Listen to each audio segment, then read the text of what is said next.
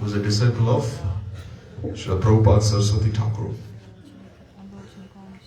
So I just came across his disappearance, that his tithi was today. So his name is Shri Srimad Bhakti Gaurav Vaikhanas Maharaj. Okay? And he is disciple of Prabhupada. And Gurudev, he mentions his name many times. He says, I've heard from many disciples of Prabhupada, some of whom were Giri Maharaj, Rishikesh Maharaj, Vaikhanas Maharaj. Okay?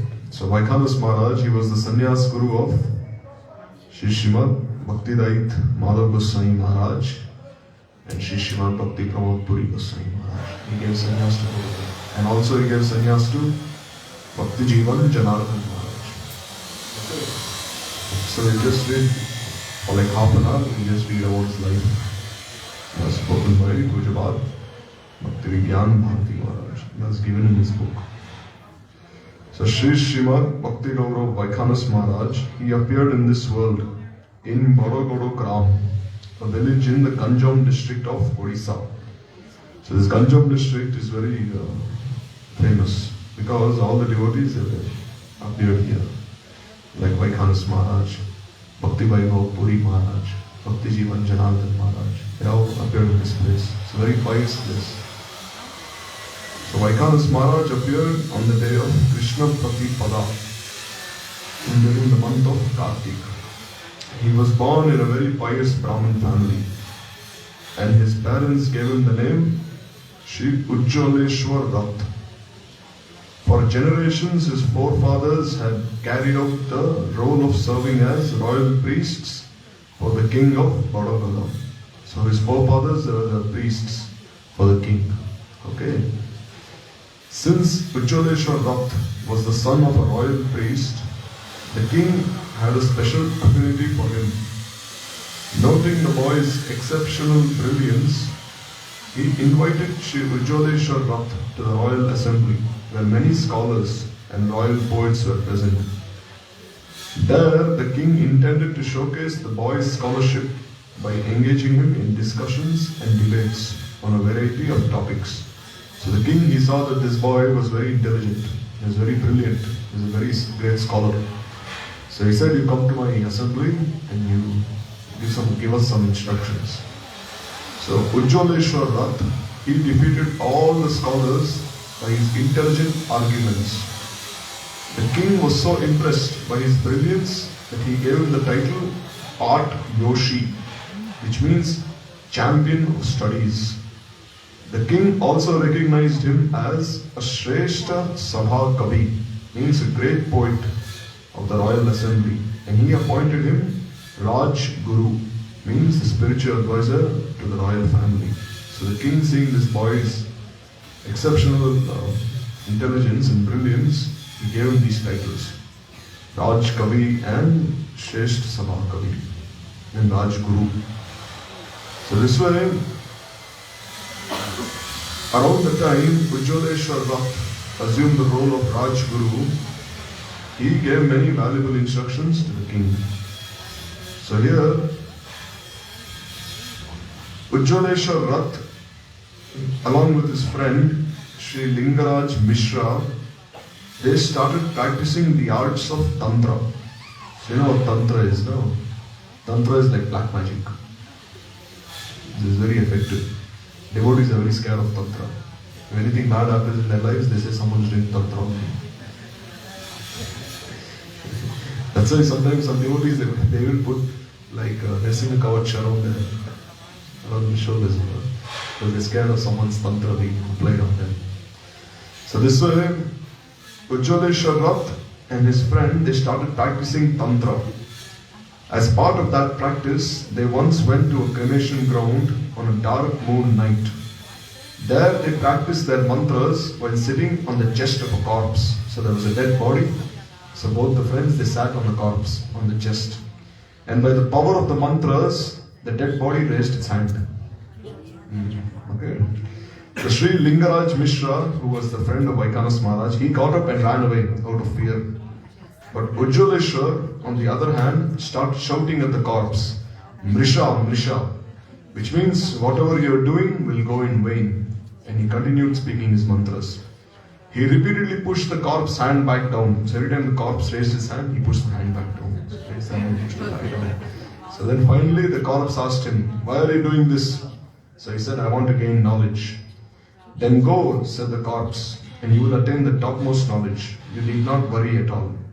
And so it came to pass that Ujjaleshwar Rath became a very distinguished scholar.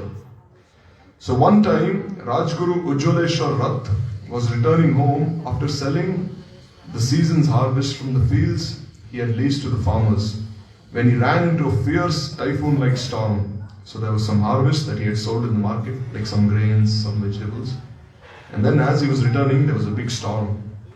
So the torrential rain kept him from continuing on. So it was raining so much that he took shelter in a nearby village. There he asked the shopkeeper if he could stay the night. The shopkeeper asked, do you have your own cloth and bedding? He said, yes. Then you can stay in the empty house out front. He told him, there's an empty house, you stay there. The shopkeeper showed him the house and left. A short while after Ujjaleshwar Rath had fallen asleep, an evil spirit inhabiting the house began to cause great commotion. Means there was a ghost which started creating a lot of disturbance inside the house. Okay. So Ujjaleshwar Rath, he woke up and he found a big ghost standing in front of him. He asked the ghost in Sanskrit, who are you? The ghost replied, I am a Brahma Rakshas, he said. No. So then, Brahma Rakshas are very common. Even during Gurudev's time also, there was one person, one brahmachari in Rup Sanatana Gaudiya Math. One Brahma Rakshas possessed him. So when the Brahma Rakshas possessed this brahmachari, then this brahmachari, he started behaving very uncommonly. He started behaving in a way that no one could understand. So then finally, when they asked that Brahma Rakshas what he wanted, he said, I want the Charnamrita of a pure devotee. And then the Charnamrita of Srila Gurudev was given. And then soon after he left the body. So this way devotees have many experiences with these Brahma Rakshasas. No, they're actually Brahma Daityas. They're Brahmins who when they give up their bodies become like these evil spirits. So then Ujjaleshwar Rath asked him, why have you come here? He says, I live here. You are the one who has come here, he said. So then what do you want? He said, I want to kill you. Why? He said, what kind of question is this? You step into my house and you're asking me who I am, he said. So Ujjaleshwar Rath said, but I am a Brahmin. Are you not afraid of killing a Brahmin? How is eating me going to benefit you? You will be stuck in this form of a ghost. What is there to fear in killing a Brahmin? The Brahma Rakshas said, I am a Brahma Daitya. I was once a Brahmin myself. I am destined to remain a ghost no matter what. So I might as well gain some satisfaction by killing you, he said. So then why are you unconcerned with delivering yourself from your current state? So Vaikanas Maharaj is asking this ghost, why do you wish to remain a Brahma Rakshas? No, one day you have to deliver yourself. So then he said, where am I supposed to find someone qualified enough to deliver me? He said, I will deliver you. Look, the ghost said, not just anyone can deliver me.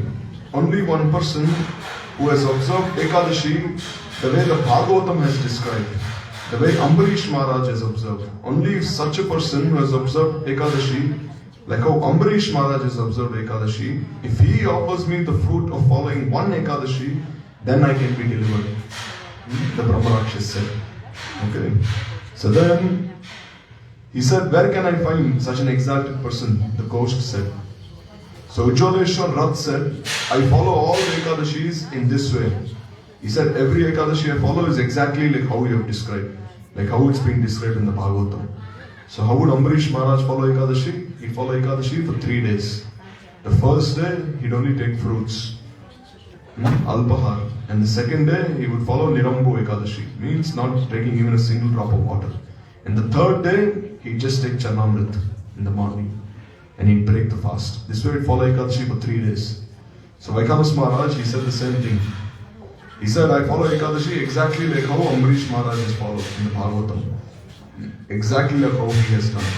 Saying this, he took water in his hand and he vowed to offer the fruit of one of his Ekadashi fasts, and he threw the water on the ghost. The ghost was immediately delivered, and he disappeared with a sharp hissing sound. So as soon as he took some water in his hand and he said, if I followed one Ekadashi in my life, then I promise to deliver you. He threw the water, and then the ghost got delivered. So then, when the villagers came the next day, they said, are you okay? Has nothing happened to you? And he said, then they said, some sort of Brahmarakshas lives here. We are very grateful to God that you are safe. So then, how did you manage to live? Then he said, I had to say what I had to say, which is I delivered him by giving him the fruit of observing just one Ekadashi. Now he has left this place, and from now on, no one will have any problems staying here. So in this way, Ujjaleshwar Rath, he left that place. So in this way, when he was in his previous ashram, he was like this, he was like a tantric. So then, there was once one person who was distributing some sweets to the others. So then he was telling everyone that these sweets are very auspicious. But when he looked at these sweets, immediately he said, these are not sweets, they're actually stool, he said. There's some tantra inside them, he said. Then immediately he told them, throw all these sweets away. There's actually stool which is very potent, which is very dangerous. So immediately when they threw the sweets away, and those who had eaten the sweets, they became very ill. So in this way, he's showing us that you don't eat what anyone gives you. You must be very careful what people give you. So in this way, it is said that once the employees of the royal kingdom, they came to his house to give him some things on the king's behalf. But then Ujjaleshwar Rath, when he received all this, he said, I have so much left from last time, so I don't need anything, he said. Now I am only seeking my spiritual master. So you see here, the spiritual personalities like himself, they're never satisfied by their profession. They're never satisfied by their occupation. So here he's seeking. He's saying, how can I be happy in my life? How can I meet my spiritual master? How can I be guided in my life? So in this way now, his meeting with Srila Prabhupada will be described. Before Vaikanas Maharaj met Srila Prabhupada Bhaktisiddhanta Saraswati Thakur, he worshipped the sun god. He had taken a staunch vow to refrain from eating anything before first seeing and worshipping the sun. So once when he was on his way to Vrindavan for pilgrimage, the fog obstructed his view of the sun from morning until almost evening. And so he fasted without accepting so much as a drop of water. So he had made a promise that his entire life that I'd not eat anything and drink anything until the sun has arisen. And until after the sun has set, I will not eat anything. So once while he was traveling, the fog had covered the entire place. So the sun, he could not see the sun. So he hadn't eaten anything the whole day. So then when his train reached Delhi, he caught a glimpse of the sun from his window. So then he looked at the sun from his window when the train reached. Then, as soon as he got down at the station to get water and buy fruits, the train's horn sounded, indicating that the train was preparing to leave the station. So at that very moment, a man carrying a large basket on his head rushed up to Ujjaleshwar Rath's window and asked him to unload the basket at the door. So then, he had promised not to eat anything. So then when he saw the sun, he stepped out of the train thinking that he'll get something to eat. But then immediately the train started moving. So then he ran back into the train. So then some person, he had a big basket on his head. So he told him, saying, Prabhu, can you please help me remove this basket? So then he helped him unload the basket. But when he turned around, no one was there. And the train had left the station. So when he looked back at the basket, he saw it was full of ripe, out-of-season fruits and first-class sweets. He understood that his worshipful deity, the sun god himself, had personally given him those items. He concluded it is a devotee's duty to worship his worshipful deity, but to undertake a vow that inconveniences that worshipful deity is very inappropriate. So he thought that instead of serving my deity, that is the sun god has himself come down and served me, he thought, by giving me these fruits and sweets. So then what did he do? Immediately he distributed all those sweets among the sadhus when he reached Vrindavan. And then thereafter he decided to give up the vow that caused his worshipful deity to serve him. So then he thought, from now I will stop serving the sun god, because the sun god himself had to come down and serve me. So then, during his travels, Vaikanas Maharaj, he went to Sridham Vrindavan and then to Navadvip. where he arrived in Sridham, Mayapur. There he received darshan of Srila Prabhupada Bhaktisiddhanta Saraswati Goswami Thakur. So here he was traveling all over India, all over the pilgrimage places. So then gradually he came to Navadvip Mayapur for the Dham Parikrama. So as the Navadvip Dham Parikrama was about to begin, Ujjwaleshwar Rath, he decided to stay and set out. He decided to spend his night under a jackfruit tree. In those days, Parikrama Prasad consisted of locally harvested fat grain brown rice. So that time the Prasad was very austere. No, there was no like sabji, there was no tea, there were no sweets, nothing. In Parikrama, they would only give Prasad that was made of fat rice. You've seen the fat rice, no, Bengal. It's not very nice to eat. In fact, if you eat too much, you'll get gas in the stomach. So then, but see how Maharaj was. Although he was a Raj Pandit, although he was a king's scholar, during the time of the Navadvip Dham Parikrama, he just stayed under a local jackfruit tree. And then whatever fat grain brown rice they gave, he only ate that. And anyhow, he spent the entire Parikrama that way. One day during Navadvip Dham Parikram, Vaikanas Maharaj was crossing the Saraswati river by boat to go to Sri Godrum Dweep. Srila Prabhupada was also in the boat, along with several sannyasis and brahmacharis. So Vaikanas Maharaj, he had a habit of chewing pan. Okay. So here Maharaj, he had a habit of chewing some pan. So then what happened was, he was in the boat along with Prabhupada, Saraswati Thakur and some brahmacharis. No, so pan is like an intoxicant. It has some intoxicating things. So then Ujjwaleshwar Rath had a habit of chewing pan, that is Maharaj's previous ashram, and due to the force of habit, because of his habit, he spat into the Saraswati river.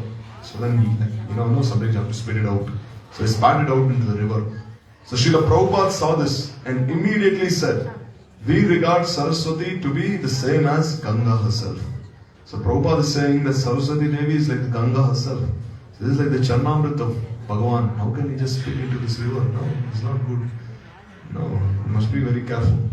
No, like we hear, Pundarik Vidyanati, he would never bathe during the day. He'd only go during the night. Why? Because he couldn't see people like doing bad things on the banks of the Ganga. No. Like sometimes in Bengal, if you stay there long enough, sometimes there's one festival where they go to the banks of the Ganga and they slaughter all the goats, one after another. In Navadvip also. Once, like they had some big line of goats and were slaughtering one after another on the banks of the Ganga. So here, Prabhupada is saying this is like the Charnamrit of Bhagavan, and how are you just spitting in here? No. So Prabhupada's statement was so powerful that Vaikanas Maharaj began to chastise himself. He thought people go through so much trouble and spend so much money just to catch a glimpse of the Ganga and to bathe in her waters. She is respected by the demigods, sages and great personalities. And because of my bad habit, I have made the offense of spitting into her waters. Moreover, I have made this sadhu very unhappy by doing this. So then what have I done? I have spat into her water and I made this pure devotee so unhappy. So as he thought about this, he removed his box of pan from his pocket and he threw it into the Saraswati. And he promised, from this day forth, I shall never again take pan as long as I live. So then he said, from now on, I will never chew pan. So even like, there was one more devotee, Krishna Keshav Prabhu. His father used to smoke bidis. So then when his father met Prabhupada asked him, like, if you want to get initiated, you have to follow certain principles. Then he said, I follow everything except one thing. He said, I like smoking bidis. He said, I've been smoking bidis for many, many years. He said. Prabhupada said, then I cannot initiate you. Then in front of Prabhupada, he took the bidi, he took his packet of bidis and he threw it away. He said, never again. I'll never smoke bidis my entire life. So this way, if you make a promise in front of a pure devotee, sincerely, from the core of your heart, you will be able to follow it your entire life. You're sincere. See here, he made a promise in front of Prabhupada, then he threw it away and he never took pan his entire life. So this incident teaches us the real way to listen to and sincerely follow the words of the sadhus. So during a short few-day visit, to Mayapur, Ujjwaleshwar Rath heard Srila Prabhupada's charismatic Harikatha and the glories of all the places visited during Navadip Parikrama. Through this, he understood Gaudiya Vaishnava Siddhant, and he realized that his erudition and respectable position as a Raj Guru were worthless. So before, he had this conception that I am a priest for the king. But after listening to Prabhupada's Harikatha and after listening to the explanations of Gaudiya Vaishnava Siddhant, he realized that whatever learning he had acquired his entire life, whatever respectable position he had in his king's assembly, were all useless. So without further delay, he accepted the shelter of Srila Prabhupada's lotus feet and he received Harinam and Diksha from him. Sri Krishna Keshav Brahmachari, who was another disciple of Prabhupada, he also received Diksha on that same day. Having observed Vaikanas Maharaj's approach to performing bhajan, his service attitude and his boundless conviction, Prabhupada gave him sannyas about 2 years after his Diksha, and he personally chose his sannyas name, which is Sri Bhakti Gaurav Vaikanas Maharaj. So Prabhupada, after just initiating him, he gave him sannyas only in 2 years. Many of Srila Prabhupada's disciples were astonished to see Vaikanas Maharaj receive sannyas within such a short span of time, especially because Prabhupada was known to withhold Diksha from many devotees, even those who had been waiting several years. So Prabhupada would not even give Diksha so easily. So how is it that he gave sannyas to this Rajguru so quickly? The God brothers thought in this way. So Vaikanas Maharaj preached in many places after accepting sannyas. Once, when he was preaching in Odisha, he went to the city of Berhampur, where the Rajgurus of 3 different states approached him. And they said, even though you are a born Brahmin and you were previously a Rajguru, now that you have joined the Gaudiya Math, you have begun accepting the company of people from all types of castes, from all types of society, from all classes of society. This has greatly harmed the reputation of our position as Brahmins and Rajgurus. So then his Brahmin friends from his previous ashram, they said that now that you have taken sannyas and now that you are serving in the Gaudiya Math, you have brought great disrespect for our society. They said, no, we were very high class Brahmins and now you're taking prasad with all these people from different castes, from different classes of society. How can you do this? They're telling him. So with all humility, Srila Vaikanas Maharaj, he explained to them the glories of Daiva Varnashram, a principle revived by Srila Prabhupada. So he said, I follow Daiva Varnashram, he said, which is that not everyone is a born Brahmin, but that one acquires the qualities of a Brahmin. One is only a Brahmin if he acquires the qualities, not that one is born as a Brahmin. So he helped the Rajgurus understand the difference between the soul's constitutional position and its conditional nature. In this way, he spoke the teachings of Srila Prabhupada to all of them. Upon further discussion, the Rajgurus developed faith in the Gaudiya Math and in Srila Prabhupada. Although they previously spoke ill of Gaudiya Math, they ultimately agreed that he had actually increased their honor and dignity. So then, Vaikanas Maharaj, by his Harikatha, he made the Brahmins realize that actually he was not bringing them disrespect or infamy. Rather, by preaching the glories of Mahaprabhu, Hariguru, Vaishnavas everywhere, he was actually increasing the glory of their own society. And in this way, they begged him for forgiveness, saying, please forgive us. So once, Srila Prabhupada expressed his desire to organize a month-long event of Harikatha in Jagannath Puri, at Sri Purushottam Math. When devotees asked him who should be responsible for organizing the event, he said, Vaikanas Maharaj. He will be able to manage everything very nicely. So then Vaikanas Maharaj was preaching in another city when he received word of Srila Prabhupada's order. On one hand, he was very happy, but on the other hand, he was worried. How can I please Prabhupada? I don't have any time. So at that time, a businessman told him, do not worry in the least. There is no need for you to trouble yourself with collecting the necessary items or taking them to Jagannath Puri. I will arrange everything for you. And you just stay, without even leaving this place, I'll arrange everything for you. So Prabhupada, he had a desire that this 1 month, like a festival of Harikatha take place for 1 month in Jagannath Puri. So at that time, Vaikanas Maharaj was in another place preaching. So when he received this order, he was so happy, but he was thinking, I don't have any money. Who will help me? I don't have any resources. So then anyhow, a businessman, he heard, and then he said, don't worry, he said, I will arrange everything for you. So this instance conveys how Krishna himself helps his pure devotees.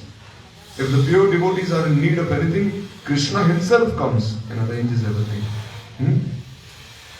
So then, before having darshan of any deity of Bhagavan, Vaikanas Maharaj would always ask that, has any pure devotee seen these deities? Has a Vaishnava ever had darshan of them? Only then he would offer pranam. Otherwise he would leave immediately. So Maharaj, if he would ever come in front of any deities, he'd always say, has a Vaishnava seen the deity before? No, because the deities are not just some toys. No, deity means what? Deity is called Archavatar. Archavatar means Radha Krishna themselves have appeared in the form of the deities so that we can render service to them as much as we can. No, not that we treat them just like toys and not give them proper respect and service. So here, before Maharaj would see any deities, he would always ask the people around him, has any Vaishnava come before and had darshan of them? No, because the deity, what is the deity? The deity is like the form that the Vaishnava has in his heart. When a Vaishnava installs a deity or places a deity, what does he do? The form that is in his heart, he manifests for the world to see. So in this way he'd say, has any Vaishnava had darshan of these deities? And only then he would offer pranam. If they would say no, he would leave immediately. He would say that the scriptures forbid one to offer pranam to deities that have not been served by a realized Vaishnava. Deities become direct worshipful personifications of Bhagavan only when any of the senses of a Mahabhagavat comes in contact with them. In other words, they become Sri Vigraha when a Vaishnava touches them, has darshan of them, he names them or offers pranam to them by reciting mantras, by doing kirtan, by glorifying them. Otherwise they remain nothing but statues composed of material elements like wood or stone. So here Maharaj is giving a very important teaching. He's saying that a deity only becomes a Vigraha when a Vaishnava touches them, or he has darshan of them, or he names them, or he offers pranam to them, or when he recites mantras to them, or glorifies them. Only then they're deities. Otherwise they're only like statues. No. Like if you go to Loi Bazaar, you can see they're making so many deities. If you go to all these shops, they're making so many deities. And many people from Delhi, they're coming and they're giving like some few thousand rupees, like 5,000 rupees, 6,000 rupees. And they're buying the deities from the shops. But are they really deities? That is the question. So here Maharaj is saying that only when the Vaishnava comes and serves the Vigraha, only then the Vigraha should be considered as such. Only then should the Vigraha be considered as a Sri Vigraha. Or else it's like a statue, he's saying. So this is the real process of worshipping the deity, he said. He said, why should I offer pranam to an idol and therefore support those who follow an unauthentic process? So here, as long as Vaikanas Maharaj was physically present in this world, Bhaktidait Madhav Maharaj had him install the deities in all the branches of Sri Chaitanya Gaudiya Math. I noticed that when he recited mantras during those ceremonies, he never looked at a book. He recited mantras continuously from his mouth for so many hours. And then he would tell other devotees that if he ever made a mistake, they should cross-check his book. But then they would never check his book, because even while reciting mantras for so much time, he never spoke one mantra wrong even once. Kept continuing speaking them continuously. So in this way, once Maharaj was given 4 sets of garments. But then when he received his garments, he said, I only keep 3 at one time, he said. If I keep 4, I will become a sense enjoyer. So please think of my well-being and keep this 4th set for yourself. So when the devotees gave him like another set of garments, he said, I already have 3. Why are they giving me a 4th one? He said, if I have 4 garments, then I'll be a sense enjoyer, he said. He said, I cannot keep this, he said. And then he gave the 4th garment away. So in this way, once Vaikanas Maharaj, he was traveling with Bhaktidait Madhav Maharaj in a plane from Calcutta to preach in Guwahati. While they were in the plane, Vaikanas Maharaj, he told Madhav Maharaj that, Maharaj, I need to pass urine. So then Maharaj replied, then go to the bathroom and relieve yourself. No, so they were in a plane flying in the sky. So then while they were in the air, Maharaj said, oh, I need to go to the bathroom. So then Maharaj said, yes, just go there. He said, but he said, oh, our Guru Parampara has instructed us that Jive Samman Dive Jani Krishna Adhishthan. That respect all living entities, knowing that Krishna is present in every one of them. Krishna is present as super soul in all the living entities. So then how can I possibly pass urine in this aeroplane? So then Madhav Maharaj said, what do you mean? He said, the urine I pass will end up on someone's head when it falls from the hole in the plane's bathroom. And this will become a serious impediment to my spiritual progress. No. So Maharaj thought that he was in a train. No, like when you're in a train, when you pass, it goes down on the tracks. So he thought that when I'm in the plane, when the plane is flying in the sky, if I pass urine, then it will fall on someone's head. No, it's very simple. He's a very simple Vaishnava. No, he's never been in a plane his entire life. So he's thinking that if I go and pass, it will fall on someone's head. And if it falls on someone's head, he said, it is very bad for my bhajan. No, Maharaj is saying someone's urine is falling on someone's head. How is it good for me? He said. So then see how simple-hearted he is. No, he never even traveled in a plane before. No. So then the devotees, they told him that Maharaj, this is not how it works. When you pass urine, it gets stored up in one place, and when the plane lands, they empty the entire thing. So then Maharaj was very happy, and then he went to the bathroom without any worry. So this is how simple-hearted he was. Saralta hi Vaishnavata. They say, no, simplicity is Vaishnavism. No, in this way. So when Vaikanas Maharaj would engage others in serving him prasad or water, he would only see their state of consciousness by asking them questions. Before he would ask anyone for some prasad or a glass of water, he would say, what is the supreme duty of those who have obtained the human form of life? What is the purpose of living in the mutt?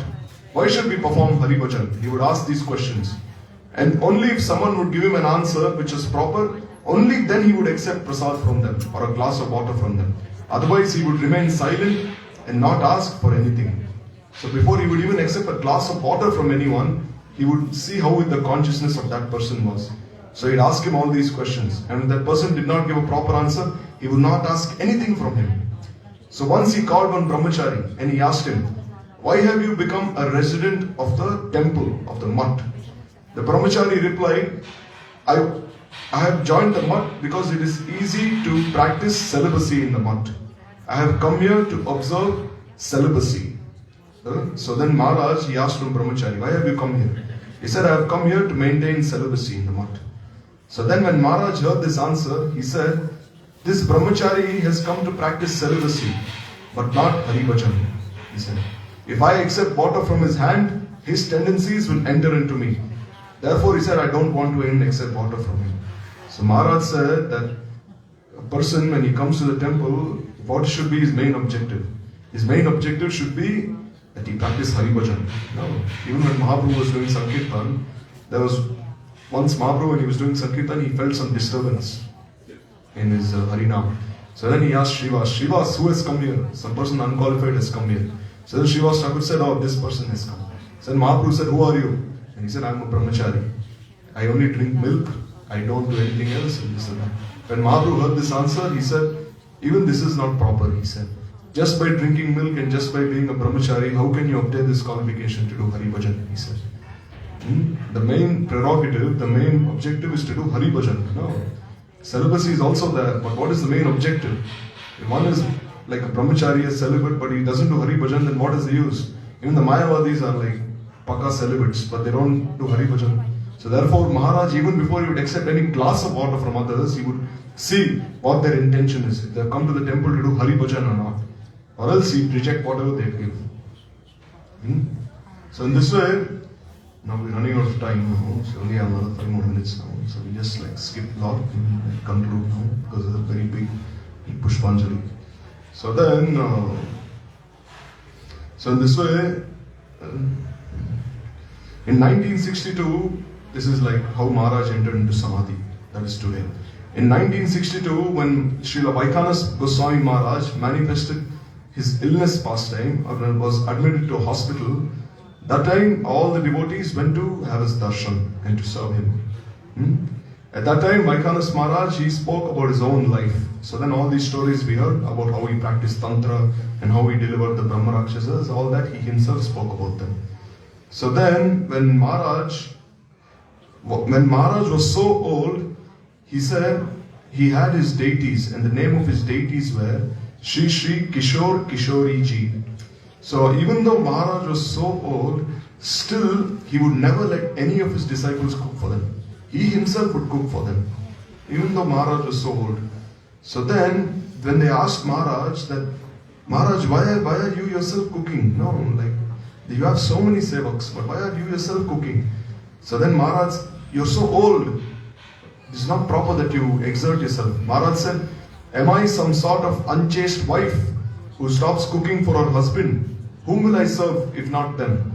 So Maharaj is saying that if a lady becomes very old, then will she stop cooking for her husband? No, a chaste lady, even when she is old, she will serve her husband at all times, he said. So he said, I am like that, he said. He said, am I some sort of very unchaste wife that who will stop serving her husband? So he said, even though I am old, he said, I cannot stop serving my deities, he said.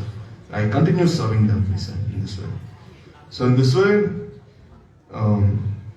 wherever Vaikanas Maharaj would go, he would only speak about Prabhupada's glories, his character, his teachings. Although Maharaj would speak in Sanskrit, his use of the language was so simple that everyone could understand, whether he speak in Bengali, Odia, Assamese or Hindi. His lectures, his interactions, his personal conduct, there was lesson to be learned at every step here. So therefore, Maharaj, he entered in Samadhi in this day. So in this way, the Vaishnavas performed Kirtan. So then, Maharaj, before he left, he told all his disciples, do not worry about money, he said. So this was right before Maharaj left his body. He told all his disciples, don't worry about money. Someone will come and make all the arrangements for your bhajan, for the maintenance of the temple. Only engage in Bhagavad Bhajan, Maharaj said. Don't think about making money, he said. So Srila Maharaj left this world shortly after making this prediction. And his words proved true. So then, when Maharaj left, there was no money to even build a temple. So then devotees were thinking, how can we build a temple now that our spiritual master has left? But then Maharaj said, just engage in Bhagavad Bhajan. And soon enough, so much money came and they built a very beautiful temple for him and a samadhi for him. Therefore, Bhagavan himself, Krishna himself, upholds his devotees' words by making them come true. So then this way, although it has been over 50 years since Maharaj entered into Nityalila, he entered into Nityalila in 1962. Param Gurudev entered into Nityalila in 1968. So you can imagine more than 60 years now, not in 50, 60 years have passed. Even though he has left the world for more than 60 years, still his glories are being sung by all the devotees today. So this is Maharaj's brief life story, and we'll stop here and we'll offer our respect to this great devotee, Srila Prabhupada, who was the sannyas guru of so many disciples. And in this way, we offering our Pushpanjali at his lotus feet, we pray that his purity, his ideal character, his nishtha in bhajan, his nishtha in the naam, his nishtha in the service, in the seva of Sri Hari Guru Vaishnavas, a drop of that nishtha can also manifest in our hearts and make our lives successful. Nitlai Shriman Bhakti Gaurav Vaikanas Goswami Maharaj ki jai, Anant Koti Vaishnav Vrind ki jai, Shri Gurudev ki jai, Shri Prabhupada ki jai, Rupanakari Guru Varga ki jai, Nitai Gaur Premanande Hari Ancha Kalpataru Yasya Kripa Sindhu Vecha Bodhidhanam Brahmanebhyo